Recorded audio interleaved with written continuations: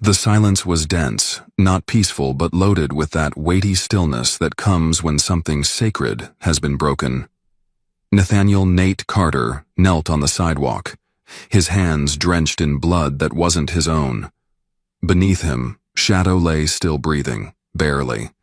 The dog's chest, once full of vigor and discipline, now struggled with each ragged inhale.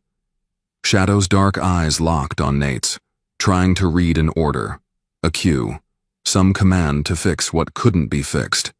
"Stay with me," Nate whispered, his voice cracked and small. "Just hold on, boy." A few feet away, the two officers stood still, their fingers grazing their holsters with practiced detachment. One of them muttered, more to himself than anyone else, "Should have had that thing on a shorter leash." Nate didn't answer. He couldn't.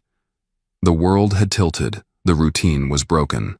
And Shadow, his companion, his brother in more ways than most would understand, was dying. Rewind to the day before, and Nate was just another man on just another block, blending into the background like wallpaper. In this gentrifying stretch just outside Washington, D.C., most neighbors didn't know his name, but they knew his routine. Twice a day, like clockwork, he walked his dog, a proud, muscular Belgian Malinois that seemed more like an extension of Nate himself than a pet. They moved together like a quiet force, disciplined and in sync. The kind of presence that turned heads not because they demanded attention, but because they carried a certain weight. Most called him the dog guy. But no one knew the full story. No one knew that Nate had once been part of the most elite protection detail in the country. A covert arm of the Secret Service tasked with impossible missions in impossible places. He wasn't supposed to be a hero. In fact, he was never supposed to be seen.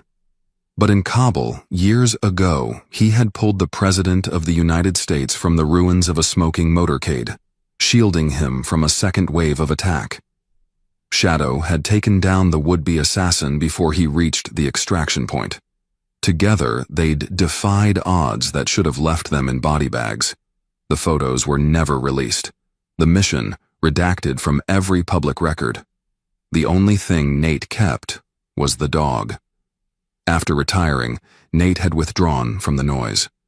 No accolades. No interviews. No thank you speeches. He chose peace. Or at least what passed for it. A modest home, quiet days, black coffee, books he actually read, and a dog who never left his side. And yet, despite his silence, despite his efforts to blend in, he felt the eyes. Neighbors who clutched purses tighter when he passed. Strangers who refused to meet his gaze. The subtle tightening of shoulders when he and Shadow turned a corner. Nate had been trained to spot threats in deserts, jungles, and war zones, but this soft, persistent suspicion was harder to trace, yet just as hostile. That evening, the sun hung low, dripping gold through tree branches, painting the street in gentle light. It was supposed to be one of those quiet end-of-summer walks, Nate in a faded jacket, Shadow at his side, until the cruiser rolled around the corner. Even before it stopped, Nate felt it.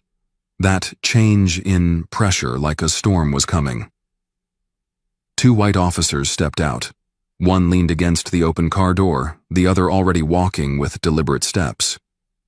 "Evening," the driver said, casual on the surface but carrying something underneath. Nate nodded politely. "Good evening, officers. You live around here?" the second asked.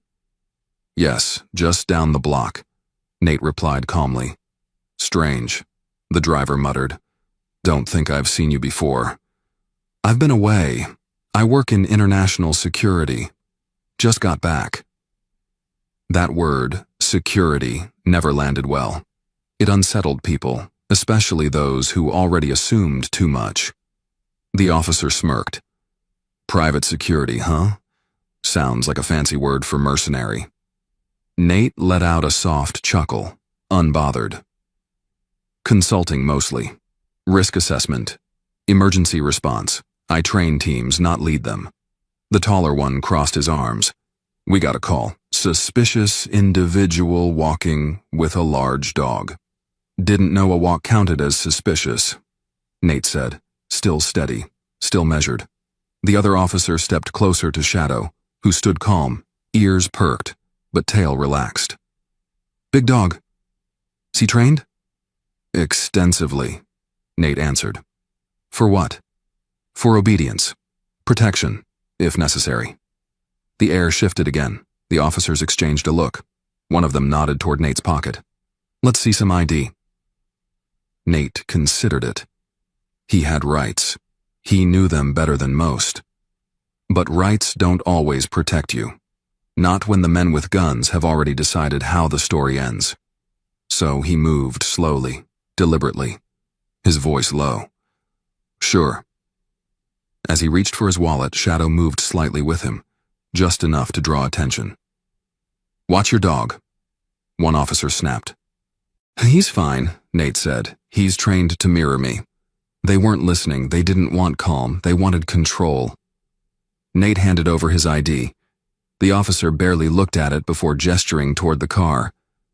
We're going to need to ask you some more questions. I've answered enough, Nate replied. Then you won't mind coming over here. I do mind. I haven't done anything wrong. That was it. The line. The shorter officer took a step, his voice sharp. Turn around and put your hands behind your back. Shadow shifted again, more alert this time, instinctively placing himself between Nate and the threat. A growl rose. Not aggressive, just a warning. And that's when the gun came up. The shot cracked the evening silence like glass. Shadow dropped instantly.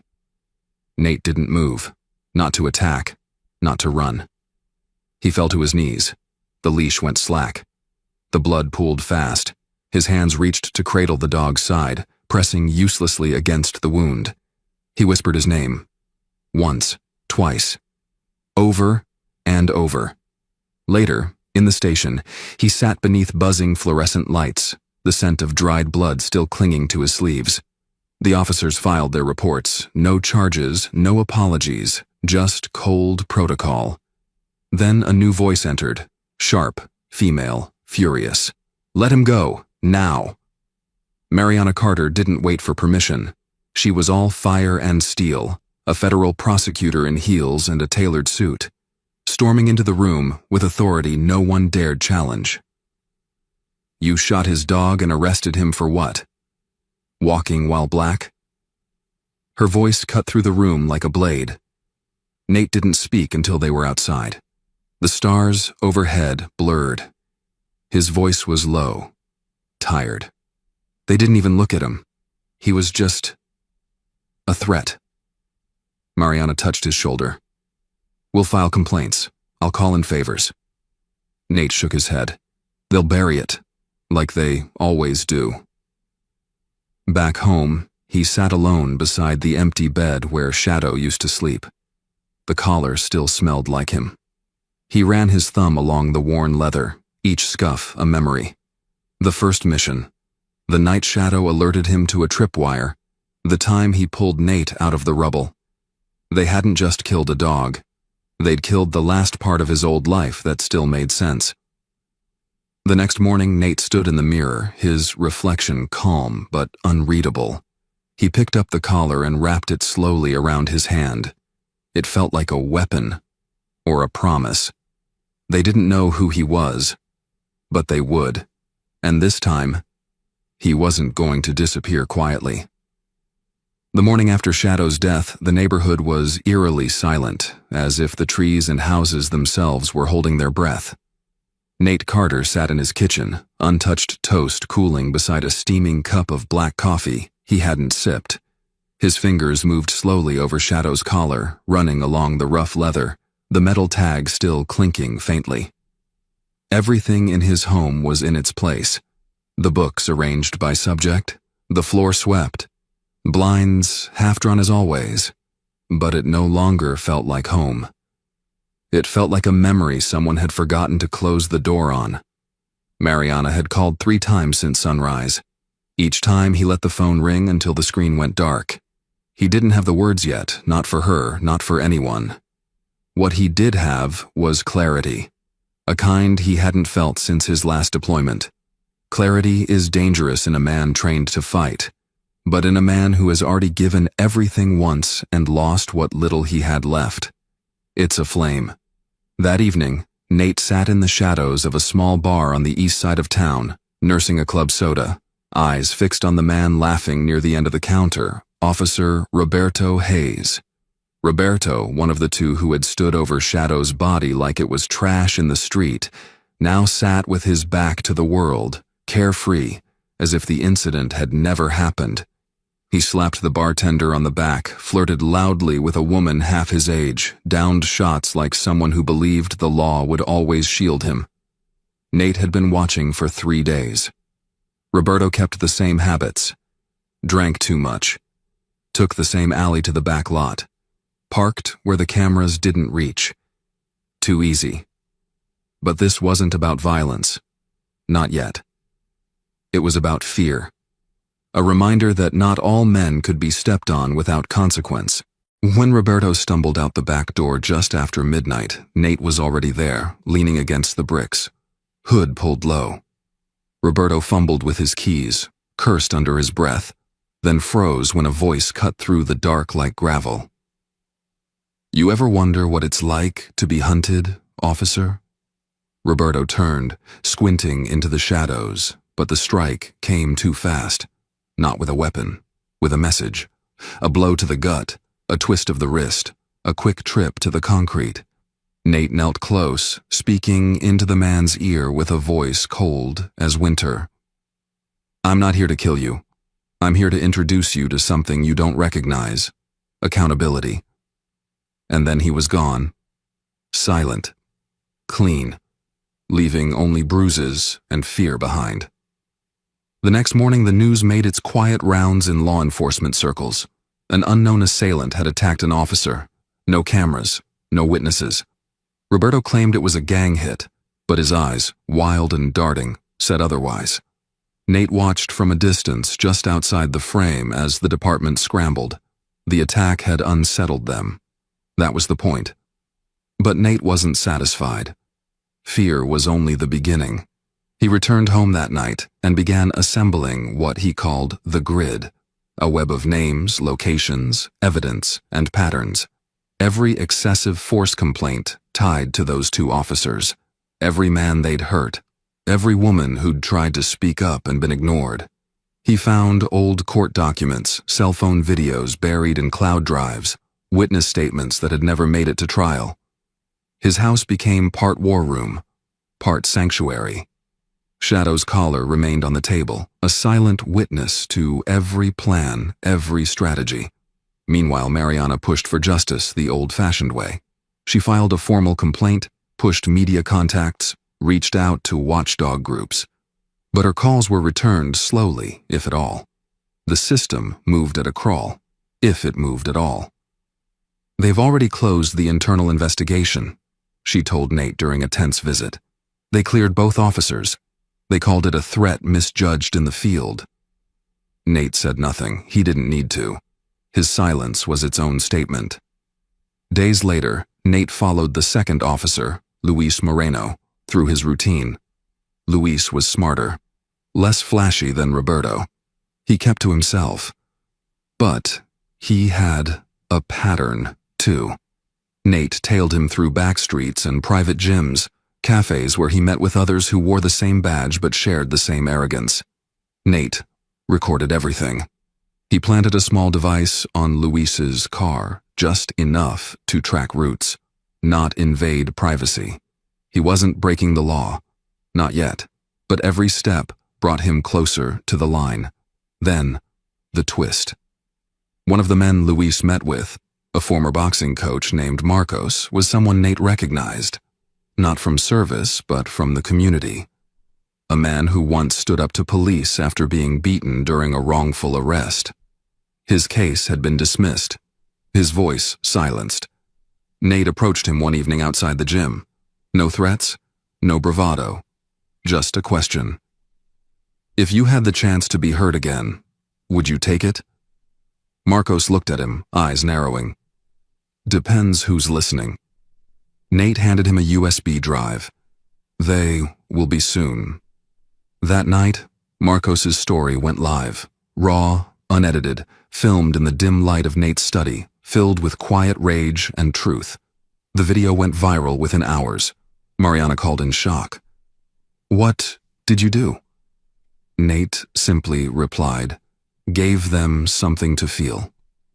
The department scrambled. Public statements, half-hearted apologies, but nothing concrete. No action. Nate knew it was time to push harder.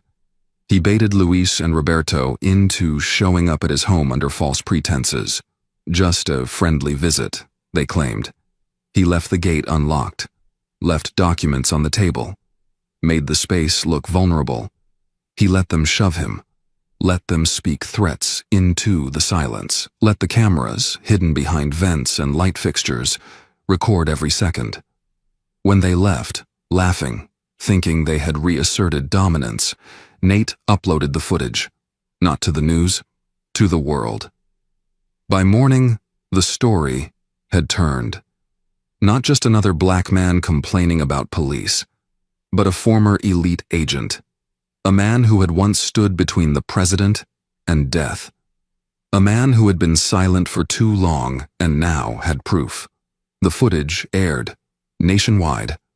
Luis and Roberto were suspended within hours. Investigations reopened.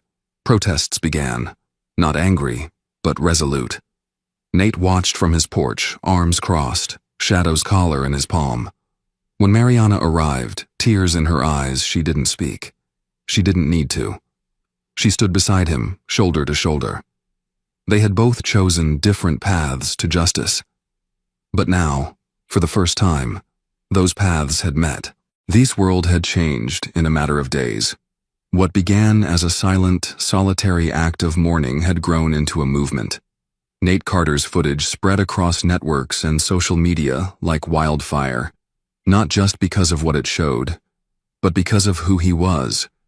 It wasn't just the image of a decorated veteran pushed against his wall by two arrogant officers. It was the contrast.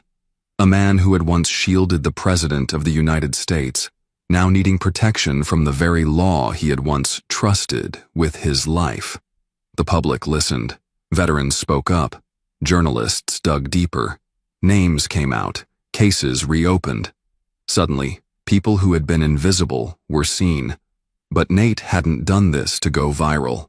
He had done it because they killed his friend, and he knew that justice doesn't knock unless you open the door, and sometimes it has to be kicked open. The courtroom was colder than expected. Modern, sterile, and humming with restrained tension. Nate sat quietly near the front, not as a defendant or even a witness that day, but as a presence, a reminder. He wore a charcoal suit, pressed and plain, but the real armor was in his posture, still, steady, undeniable. Mariana stood beside him, flipping through documents, her face unreadable but burning with controlled purpose. Across the room, Luis and Roberto shifted in their seats. They looked different now, not confident or smug, but weathered.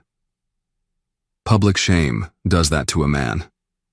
When their names were read aloud and charges listed, unlawful conduct, abuse of power, civil rights violations, they flinched. Not because they hadn't expected it, but because they no longer believed they were untouchable. Nate didn't celebrate. This wasn't victory. This was accountability. A first step. Justice, in his experience, was rarely swift and never clean. It was a series of heavy, painful corrections dragged across weeks, months, years. But this was something. It was happening. When the judge called for a recess, Nate stepped outside, letting the sunlight touch his face. The crowd outside the courthouse cheered when they saw him, and he nodded politely but didn't raise his hand. He wasn't there for applause. He was thinking of Shadow, how his ears would twitch when the wind shifted, how he would sit perfectly still beside Nate at any public gathering, like a soldier awaiting orders. He felt the absence like a hole in his chest, but the warmth of that memory, even in sorrow, grounded him. Later that evening, back home, Nate sat in his study and opened an envelope that had been delivered quietly earlier that day. Inside was a formal letter, stamped with the seal of the United States government. A commendation, belated but sincere, recognizing his actions years ago in Afghanistan during the mission that had saved the president's life. The letter closed with a line that read, "We regret that this honor comes so late. Some heroes serve in silence. Others rise when called upon again." Nate set it aside. He didn't need medals. He never had. But there was something poetic about receiving that letter now, after everything. That night, Mariana joined him for dinner. They ate in relative silence, two people finally breathing easier. She looked around the house, noting its sparseness. "You've never changed this place much," she said. Nate smiled faintly. Didn't feel the need to. Shadow didn't mind. Her expression softened. "What are you going to do now?" Nate leaned back in his chair. "There's something I've been thinking about." 2 weeks later, in a quiet corner lot just outside the city, construction began on a modest facility. Nothing flashy, no signs screaming patriotism or vengeance.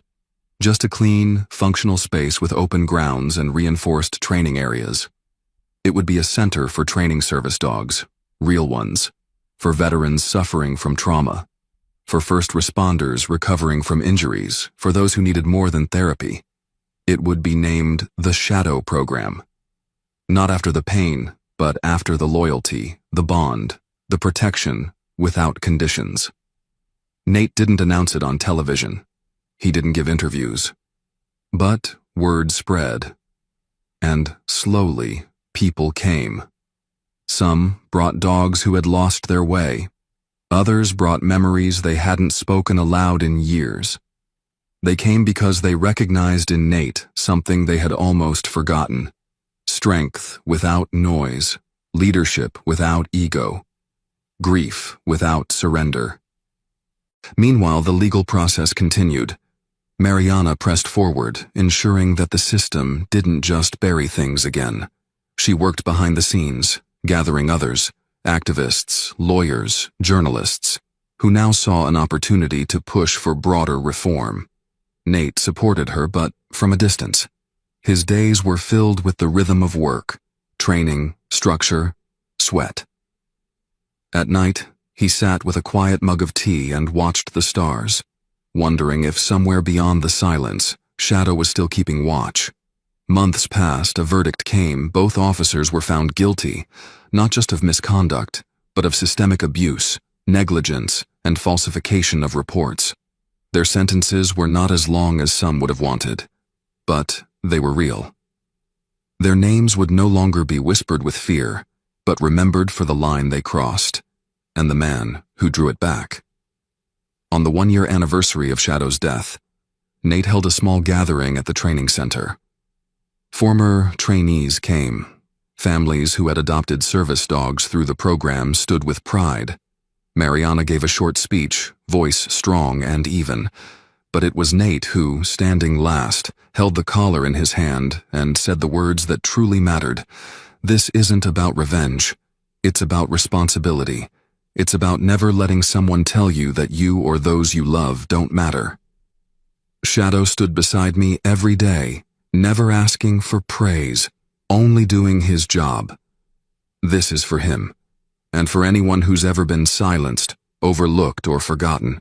You are not alone. When the applause faded, a quiet hush settled over the group, not mournful, but powerful. They understood.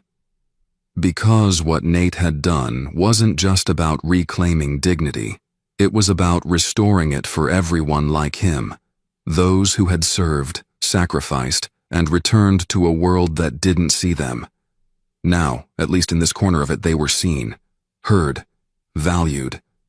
As the sun dipped low and the sky turned the soft orange of closure, Nate walked the outer grounds of the center.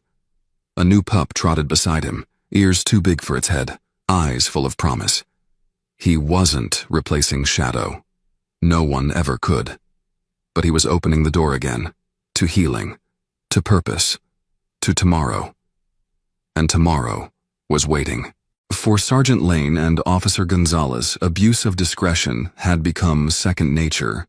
They didn't wear the badge to protect, they wore it to control. Day after day they profiled, they intimidated, and they got away with it. No cameras, no questions, just quiet harm. So, when they saw Amara Bennett, black, poised, and standing alone outside a boutique in Georgetown, they didn't pause. They didn't ask. They assumed. To them, a well-dressed black woman in the wrong part of town wasn't a customer. She was a suspect. Within minutes, she was accused of theft, cornered without cause, and forced to the ground in broad daylight. They thought she looked like someone easy to silence. What they didn't know was who she was.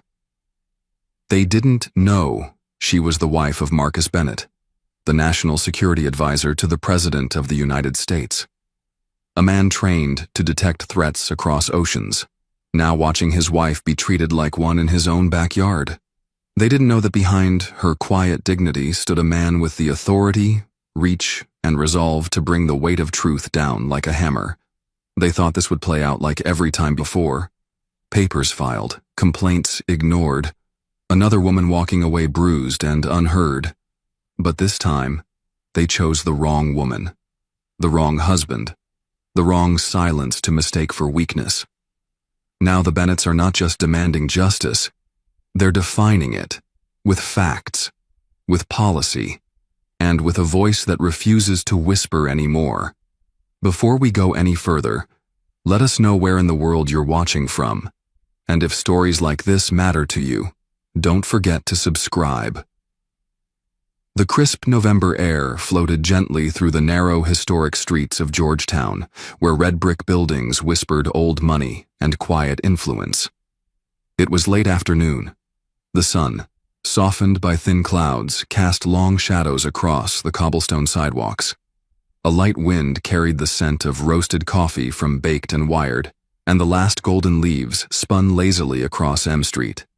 Amara Bennett stepped out of Bridge Street Books, her leather boots clicking against the pavement, a thin paper bag cradled in her arm.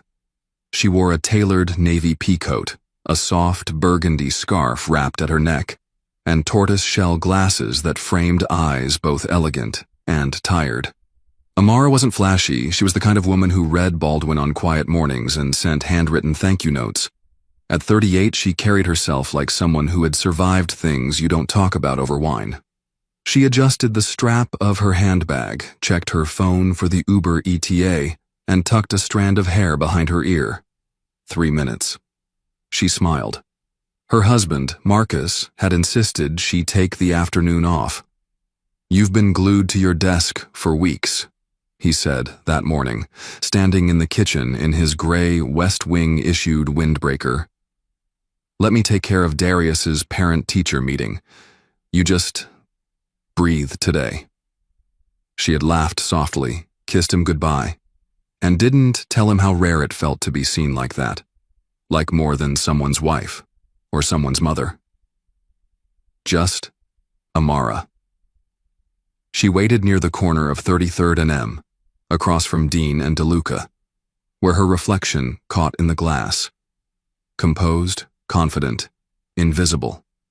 People moved around her in waves. Law students, government aides, tourists trailing lattes. She glanced again at her phone. The car was a block away. That was when she noticed the patrol cruiser slowing to a roll. She didn't flinch. Not at first. There was no reason to. But years of knowing better made her spine straighten. 2 officers were inside. One in his late 40s, white, stocky, thick mustache.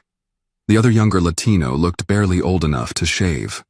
They didn't have their lights on, just a crawl of suspicion. The older one leaned out the window. "Afternoon, ma'am." Amara gave a polite nod. "Afternoon." He stepped out slowly. Mind if I ask what you were doing inside that bookstore? A chill ran down her back, the kind that doesn't come from temperature. I just made a purchase, she replied calmly, holding up the paper bag. You can see the receipt. The young one stayed back, arms folded, eyes uncertain. The older officer stepped closer. We had a report, he said. A shoplifting call in the area. Woman matching your description, medium build, black female, dark coat, book bag. Amara raised an eyebrow. That's a broad description. I imagine you've passed 10 women who fit it. He smirked. You're the first one that caught my eye. I'm not obligated to answer further, officer. Sergeant Lane, he said. And when you act this nervous, it makes me wonder what else I should be asking. I'm not nervous, she replied, voice steady. I'm just familiar. His eyes narrowed. Amara had seen that look before, in airports, department stores, parent-teacher conferences. That moment when discomfort curdles into entitlement. When your poise is mistaken for arrogance, and your dignity is seen as a challenge. She exhaled slowly. My ride is here. The Uber had pulled to the curb. Lane stepped into her path. I'm going to need to see inside your bag. You have no legal basis for that, she said quietly. And I will not consent. Lane's smile disappeared. You resisting a lawful search? I'm asserting my rights.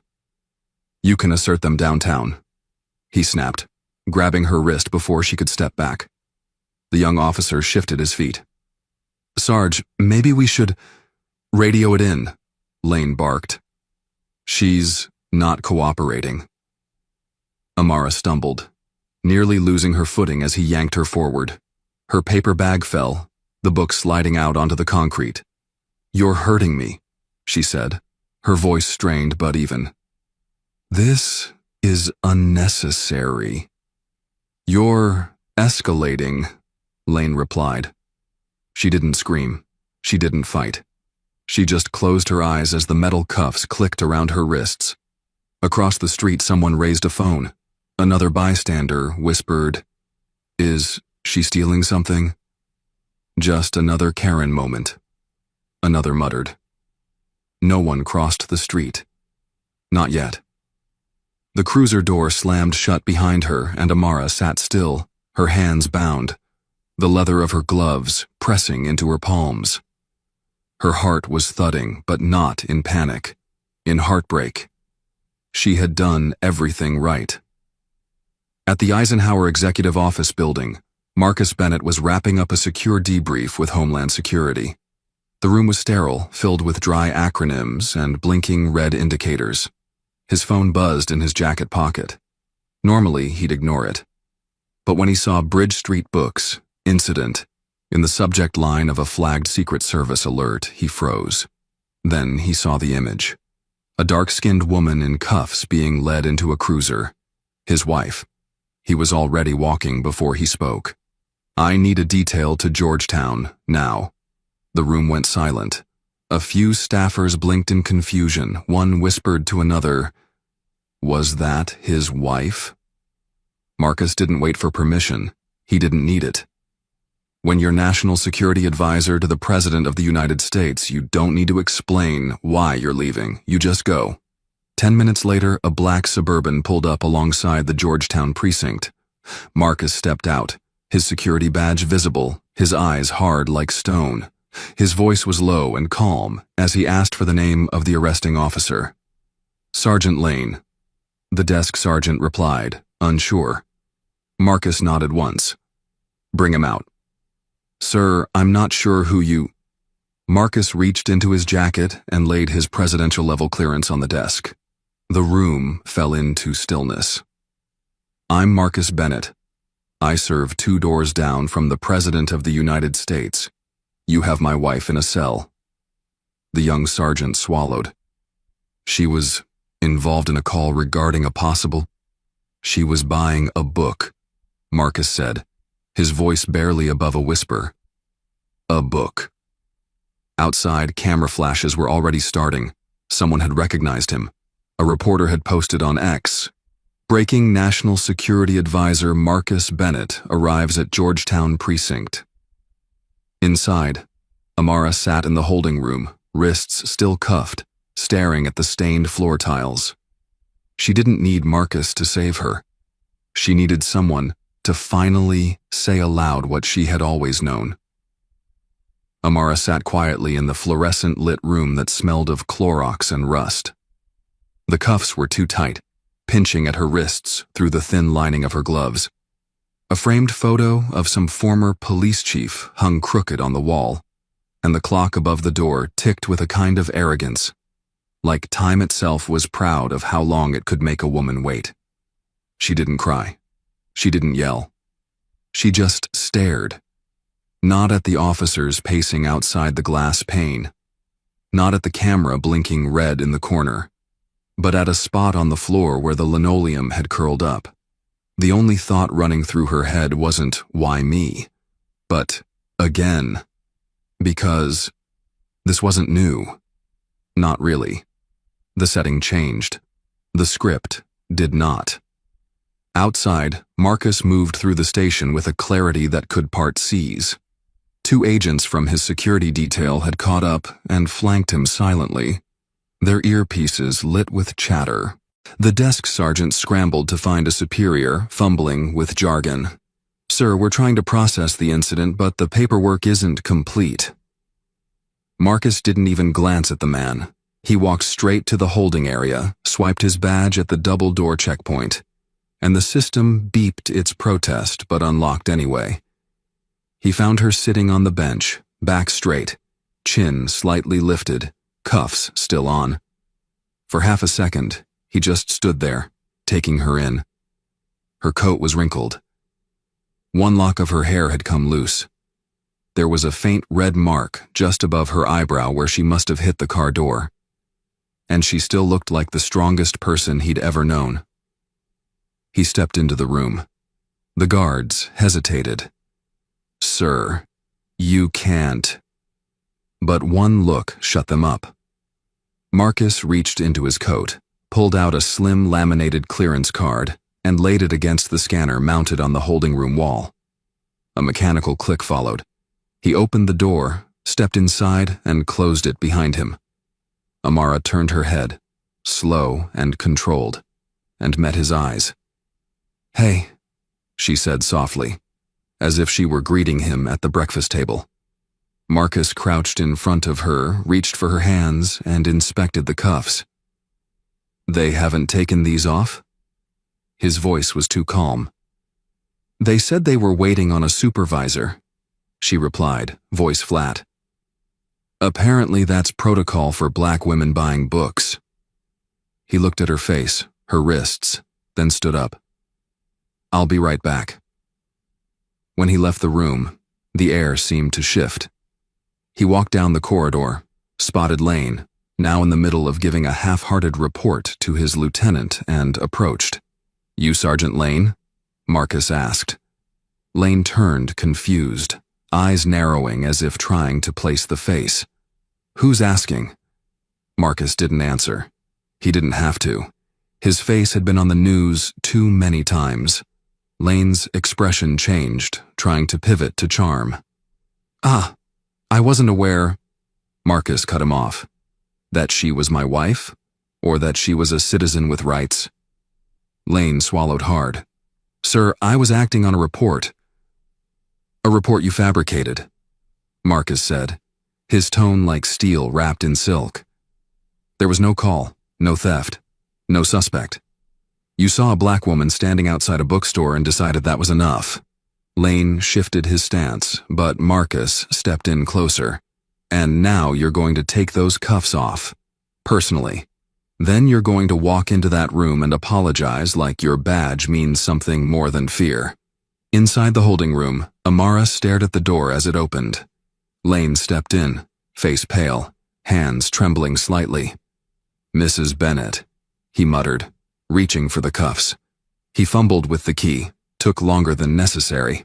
When the cuffs finally fell away, Amara massaged her wrists gently. "You have something to say, Sergeant?" she asked, looking him straight in the eye. I apologize," Lane said. "This was a misunderstanding." "No," Amara replied. "It was abuse."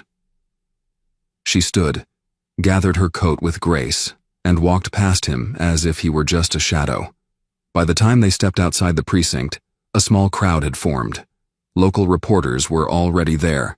Phones were raised. Someone shouted, "Is it true they arrested the National Security Advisor's wife?" Amara didn't answer. Marcus didn't speak. They simply walked down the steps together, side by side. A black SUV pulled up. The agents opened the doors. She paused before getting in, turned slightly toward the cameras, and let them see her face. The mark on her brow, the quiet defiance in her eyes. Back at their home in Capitol Hill, Amara stood in the kitchen, holding a cup of chamomile tea that had long since gone cold. Marcus was on the phone in the next room, his voice sharp, layered with the authority of a man who had spent a decade navigating national crises.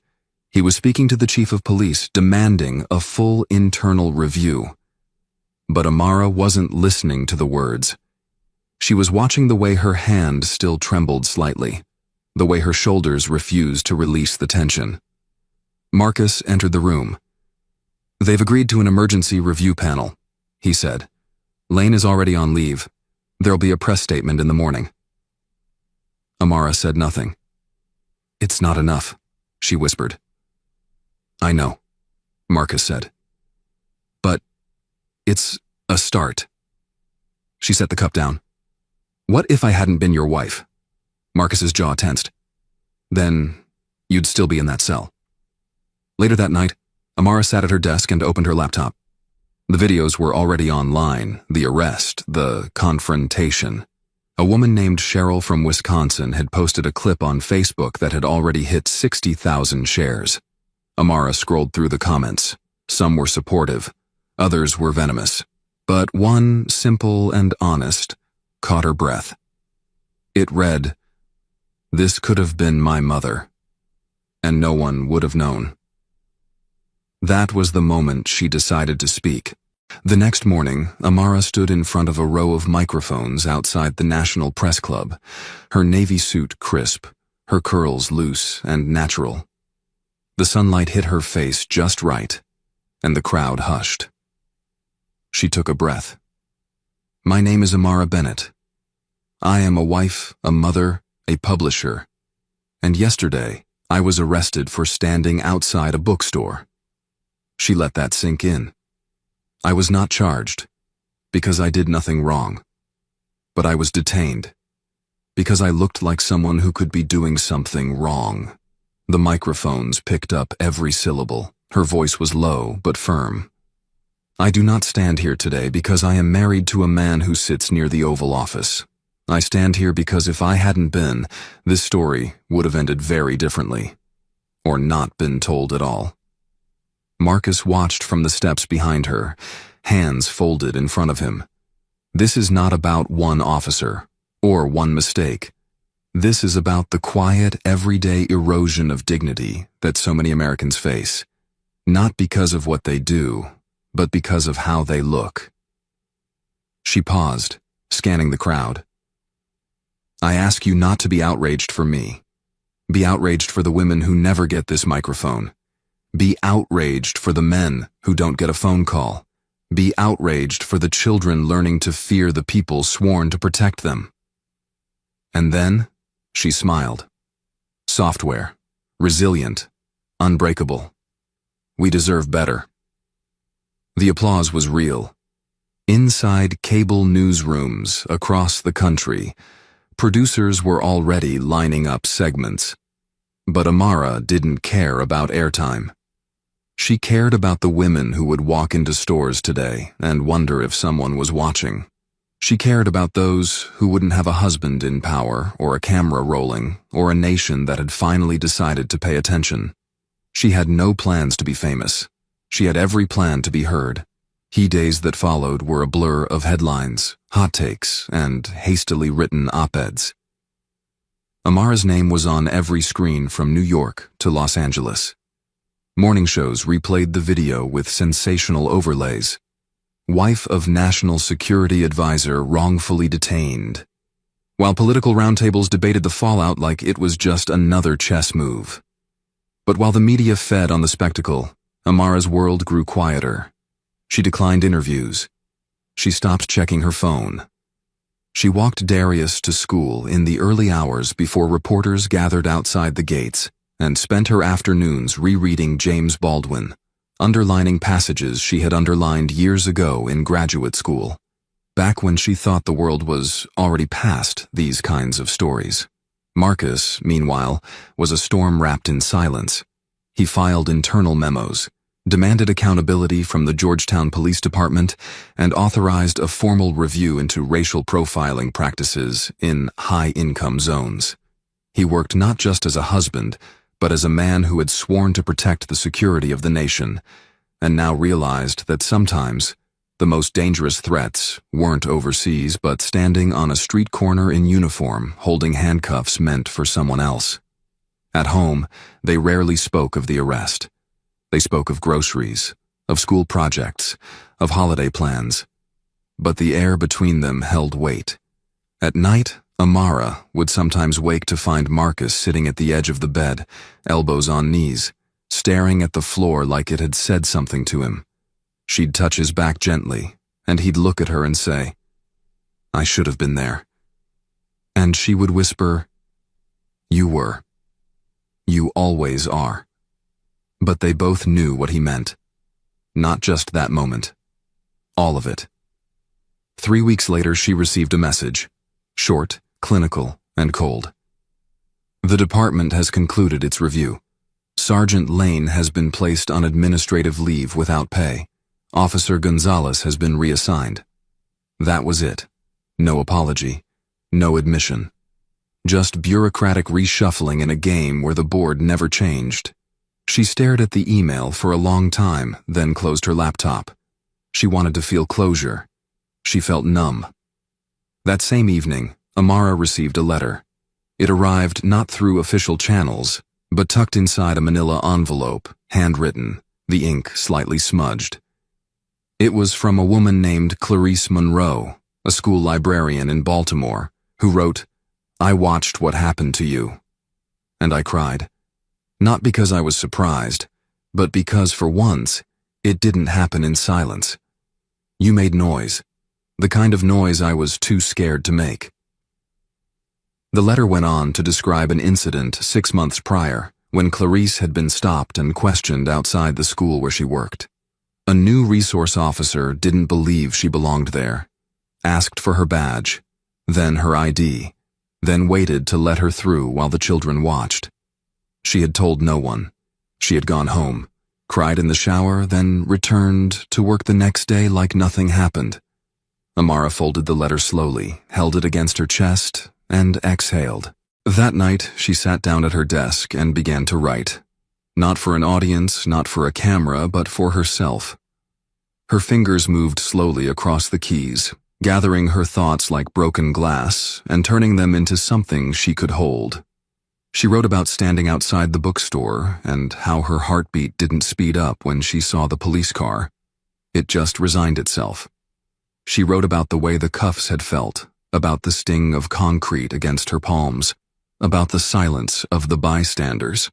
And she wrote about Marcus, about the way he had walked into that precinct not as a government official, but as a husband, and how that, more than anything, had saved her spirit. She titled the essay, "What Dignity Looks Like When No One's Watching." She submitted it quietly to The Atlantic under a pseudonym. It was published a week later. The editors had no idea who the author was, just that it read like a whisper that turns into thunder. The piece went viral. People shared it in Sunday school classes, in college seminars, in group chats between mothers and daughters. Civil rights groups quoted it at rallies. It wasn't angry, it was honest. And that, Amara would later say, was what made it dangerous. One afternoon, she received a call from the Department of Justice's Civil Rights Division. They were launching an independent inquiry into profiling across DC precincts. The woman on the line, Assistant Deputy Monica Hartwell, said softly, "I want you to know this is because of you. Because of how you carried yourself. Because of how you refused to be small." Amara thanked her, but all she could think was, "I didn't refuse to be small. I just remembered I wasn't." Later that month, Marcus was invited to speak at the National Law Enforcement Accountability Summit. It wasn't the kind of place where policy advisors normally stood at the podium. It was for brass, chiefs, sheriffs, union reps. But Marcus walked on stage in a charcoal suit, looked out over a crowd of skeptical eyes, and spoke anyway. "My wife was arrested for standing outside a bookstore.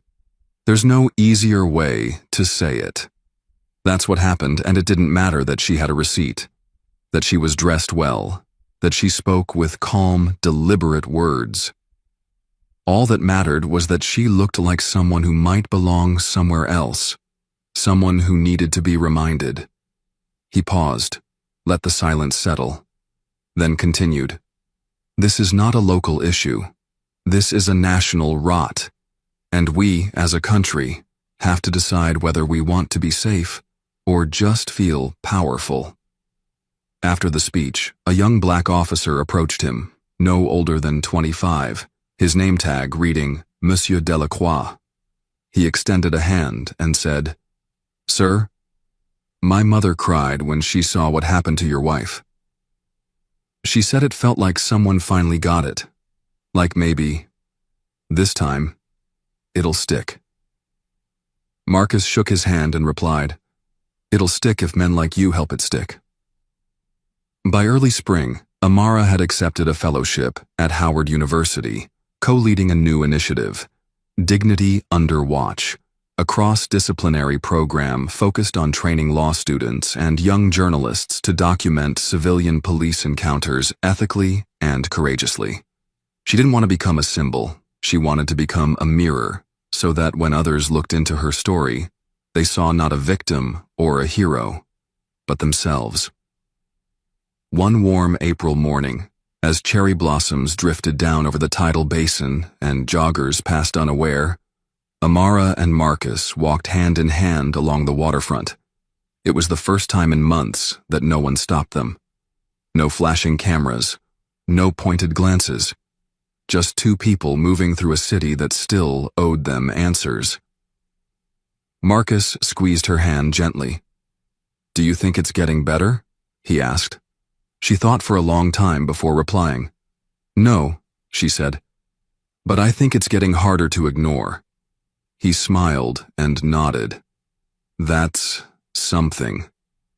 She looked out over the water where the Jefferson Memorial stood in the hazy distance, its marble dome glowing pink in the morning light. "They tried to make me small," she whispered. "But all they did was remind me how big I've always been." And in that quiet moment, under the soft breath of spring, they kept walking, together, unbowed, and entirely seen. The cops thought they could afford anything to make fun of the humiliation. But when one of them lifted up the black woman's skirt, everything changed in seconds. They had no idea who was standing in front of them, and they were certainly not prepared for what happened next. Please hit subscribe if you believe in justice, and comment if you have ever seen injustice happen right before your eyes. The streets of Savannah, Georgia had a way of humming at night. Not loudly, not in a way that startled or disrupted, but in a subtle, unbroken rhythm. Like a whisper between old trees, a soft reminder that life, even in its quietest moments, never truly sleeps. Porch lights flickered dimly through lace curtains.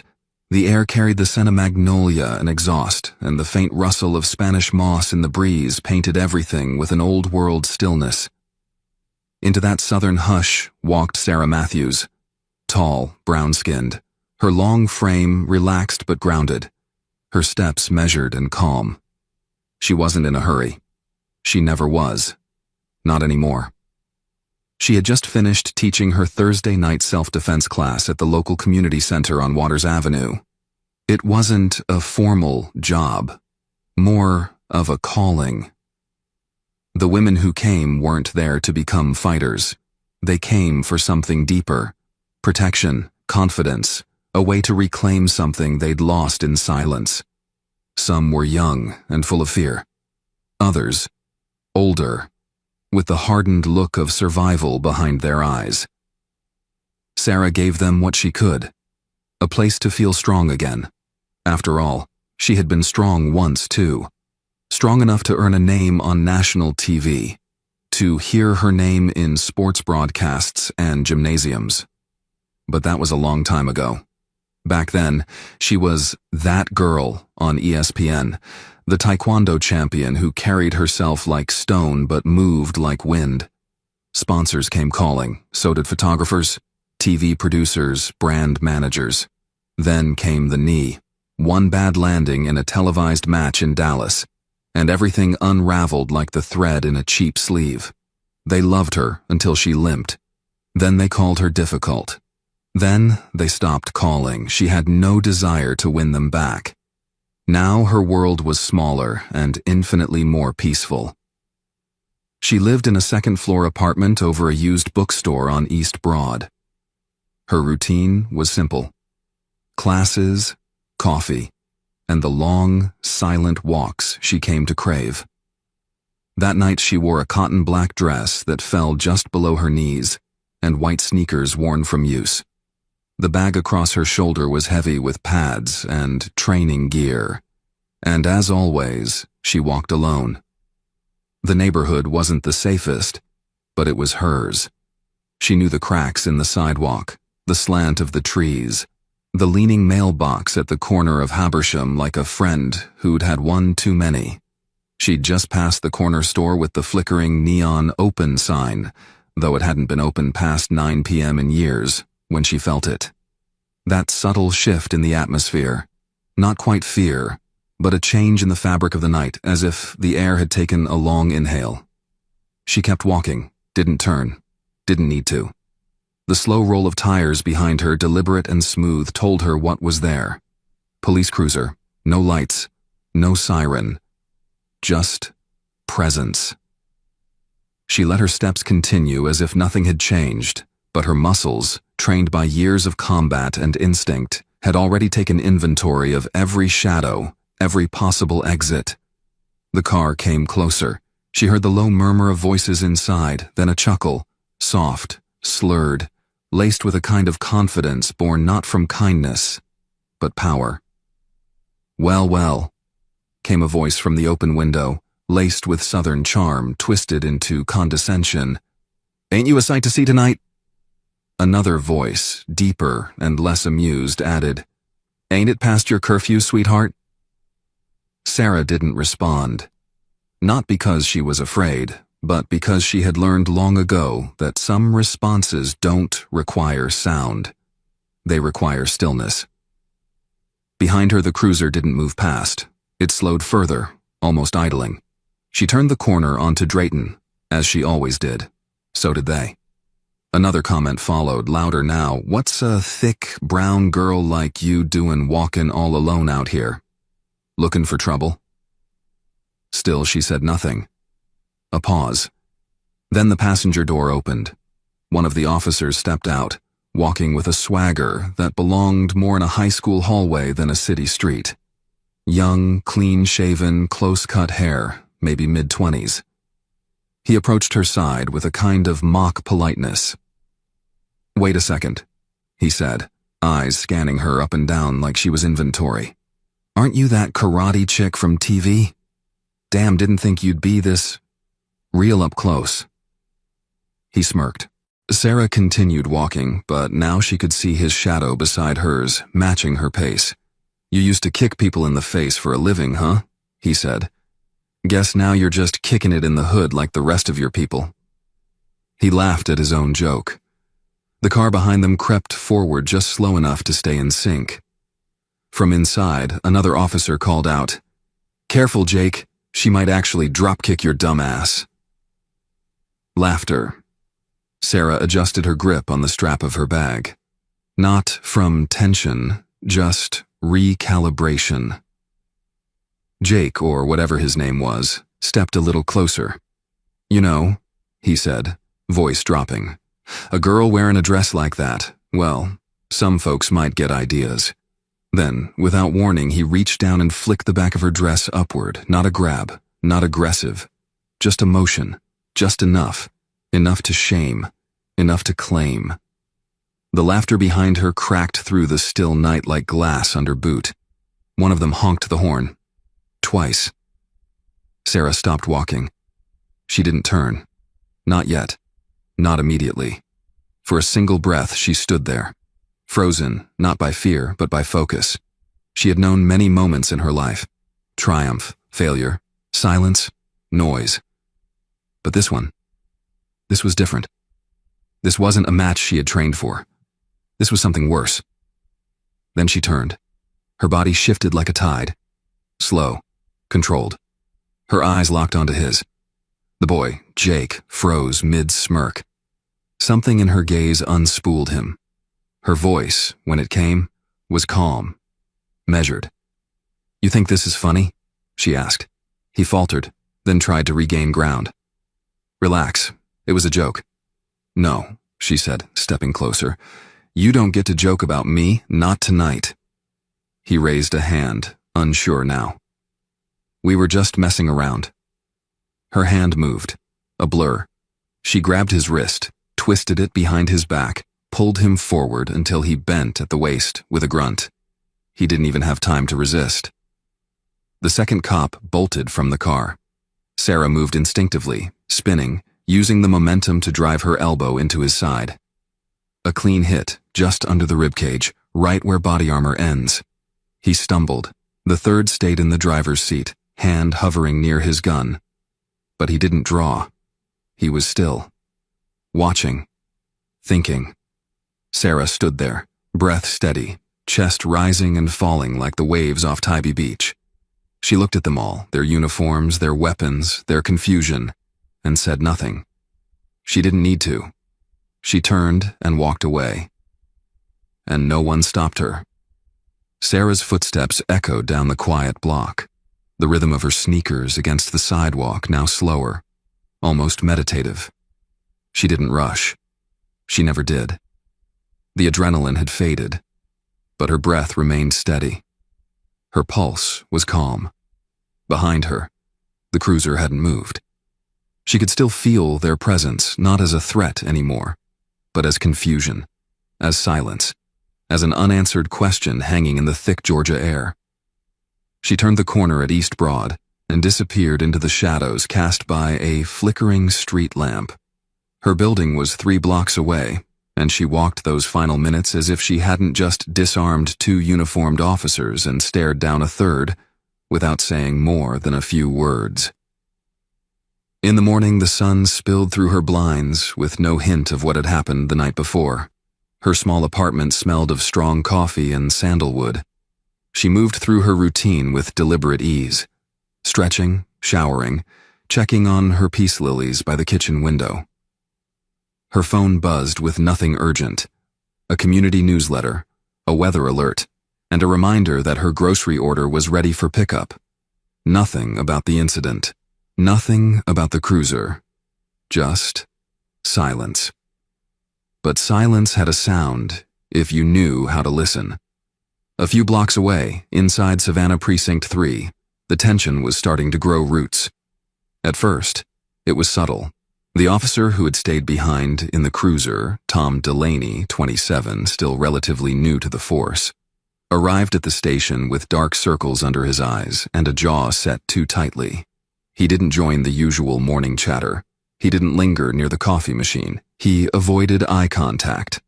Across the room, Officer Jake Whitman, the one who had flicked the back of Sarah's dress, was quieter than usual, tapping his fingers against the desk in a staccato rhythm. He hadn't laughed at any of the usual jokes. He hadn't mentioned what happened, not directly, but the mood had shifted. And in a precinct, mood spreads faster than information. Sergeant Karen Lowe, a 22-year veteran who ran the admin staff, noticed it before anyone said a word. She'd seen this kind of silence before, not from guilt, but from ego dented by something it couldn't fully understand. When men like Jake stopped boasting and started blinking too much, she knew something was wrong. Around mid-morning, she walked past the break room and overheard a whisper, low and sharp. She didn't even say anything. There was the scrape of a chair, followed by footsteps that stopped when they noticed her presence. She kept walking, but she remembered. By noon, the unease was no longer confined to whispers. One of the dispatchers mentioned overhearing a strange call log that had no matching entry in the system. An IT technician flagged a missing body cam segment from Jake's shift, a deletion that didn't follow standard protocol. And then there was the internal feedback system, an anonymous message delivered to the inbox of Internal Affairs Junior Investigator Daniel Reyes, with one line, "Watch Patrol Unit 14B. Something happened last night." Daniel almost dismissed it. Most of these anonymous notes were pranks or internal politics, but something in the tone, quiet, certain, without embellishment, felt different. He pulled the patrol logs. The unit had no incident reports filed for a 2-hour window between 10:30 p.m. and 12:30 a.m. No citations, no traffic stops, no suspicious activity logs. Just GPS movement through residential streets. One route traced past the elementary school near East Broad. Too late for a school zone patrol. Too quiet for a call. Daniel flagged it and noted the officers assigned to the cruiser: Officer Jake Whitman, Officer Marcus Fields, and Officer Tom Delaney. Then he sat back in his chair and stared at the screen. By that evening, the first ripple had become a current.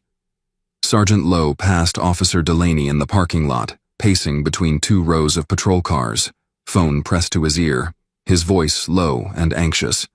She caught fragments. "She grabbed me. No, not like that. I don't know what she's gonna do." She didn't intervene. But she made another mental note. Then, like a match dropped in dry brush, the rumor spread. A training officer from a neighboring shift mentioned hearing something about a civilian takedown. Someone said a woman had flipped 2 cops and walked off. Another mentioned Sarah's name. No one knew how they knew her, but someone remembered seeing her on a billboard for a sports clinic years ago. Her face, brown, fierce, proud, wasn't easily forgotten. By the following morning, the whispers became impossible to ignore. Captain Charles Brantley, head of Precinct 3, known more for his gruff tone and outdated mustache than for nuance, called the 3 officers into his office without ceremony. He didn't bother with pleasantries. He watched them as they sat. Delaney jittery, Whitman defensive, Fields strangely silent. "Something happened on patrol night before last?" he asked. No one answered. Not immediately. Delaney looked at the floor. Fields looked at the wall. It was Whitman who finally muttered, "It was nothing." Brantley didn't blink. "Nothing," he repeated, then leaned back in his chair. "Then I'm guessing you won't mind if IA takes a look at your footage." That broke them. Delaney spoke first. "I think we made a mistake," he said, voice cracking. The other 2 turned toward him, eyes wide, but he didn't stop. He told the truth. Not all of it. Not yet. But enough. That they followed a woman. That they joked. That they said things they shouldn't have. That someone touched her dress. That she didn't respond the way they expected. That she walked away. And that afterward, something shifted in the air that hadn't settled since. Brantley didn't say anything. He just picked up the phone and called upstairs. By 4 p.m., Internal Affairs had opened an official review. The cruiser was impounded. Body cam backups were retrieved. Officer Delaney was placed on administrative leave. Officers Fields and Whitman followed the next day. An internal memo with the phrase "possible misconduct involving civilian contact" made the rounds. No names, no press. But the story had already escaped the building. Sarah didn't know any of this, not officially, but she felt it in the way people looked at her the next time she walked into the coffee shop on Victory Drive. The man behind the counter, who usually joked with her, was quiet. The regular who always offered to carry her tea tray looked nervous when she declined. She wasn't a symbol, she wasn't a victim. She was just a woman who had chosen not to shrink, and the city didn't know what to do with that. Back in the precinct, the atmosphere was brittle. Officers spoke in clipped tones, conversations halted when certain names were mentioned. Even those who hadn't been involved felt the tension. It wasn't about what had happened anymore. It was about what it revealed, about how quickly the story spread, about how 3 armed men with badges had been rendered powerless by a single woman who didn't raise her voice. Delaney, now sitting alone in a dim internal affairs interview room, told his full version. He admitted the jokes, the laughter, the flick of the dress, the expectation of fear. And then he described what actually happened. The silence, the look in her eyes, the precise, unflinching movement. The way she'd taken control without shouting, without threats, just presence. "She wasn't scared of us," he said finally, his voice barely audible. "We were scared of her." The IA investigator across from him stopped writing for a moment. "You think she should have been scared?" Delaney paused, then shook his head. "I think we should have been." By the end of the week, the city had started whispering too. The headline appeared quietly. No screaming fonts, no dramatic photos, just a small article on the bottom half of the local newspaper's Metro section. 3 officers on leave, pending internal review of civilian incident. There were no names, no details, just the basic summary. A potential violation during a routine patrol. But by the time the story made its way to social media, the dots had already been connected. People remembered. Savannah wasn't New York or LA. Stories had a way of slipping through back doors and into diners and barbershops faster than any reporter could write them. By the second day, someone had posted an old clip of Sarah from her competition days, breaking boards on ESPN in a crisp white dobok, sweat dripping from her brow, her name chanted by a crowd. Comments flooded in beneath the video. "Is this her? Wait, they tried that with her? She still lives here?" Sarah saw none of it firsthand. She stayed offline, as she always did. Her phone buzzed with calls she didn't answer, from old contacts, former teammates, a reporter in Atlanta who left 3 voicemails back to back. Instead, she focused on her morning rituals. She walked her route. She returned to the community center. She taught her Thursday class. And she waited. Not for justice. Not for headlines. She waited because she knew that when power is challenged, it rarely retreats quietly. It waits for the right moment to bite back. On Monday, the cruiser appeared again, this time parked across from her building. Different unit, different faces. But the message was the same. They were watching. Not to intimidate. Not yet. They were assessing. Trying to gauge what she would do next. Whether she would go public. Whether she would push this further. She didn't acknowledge them.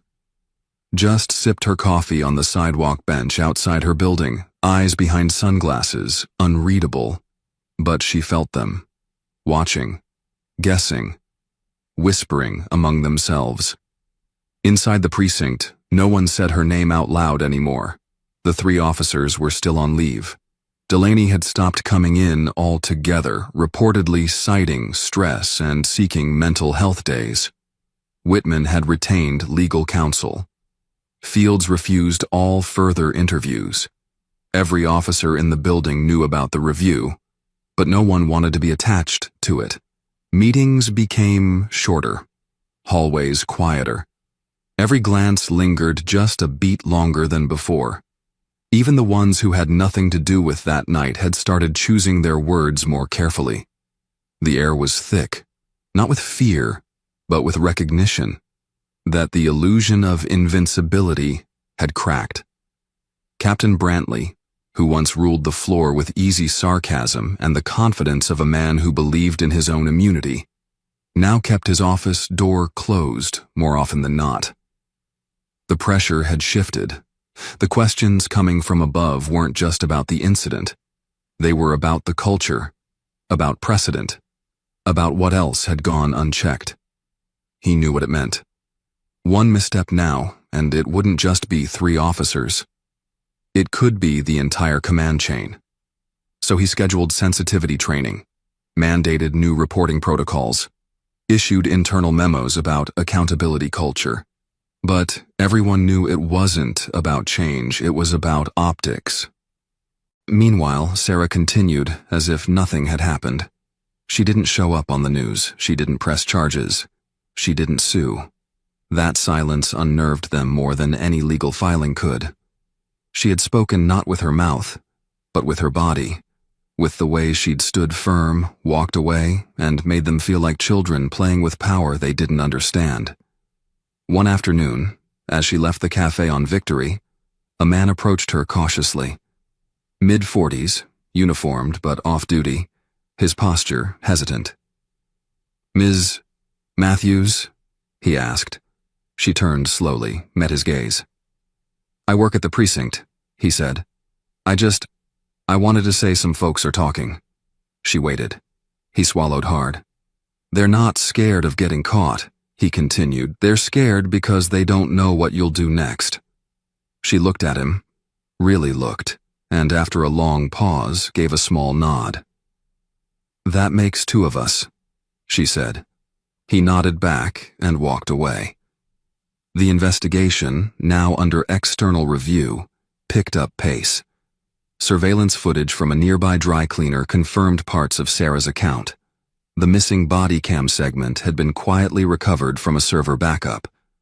The report from Internal Affairs described behavioral misconduct, unauthorized contact, and verbal escalation with racial overtones. One line in particular stood out: "The civilian did not provoke."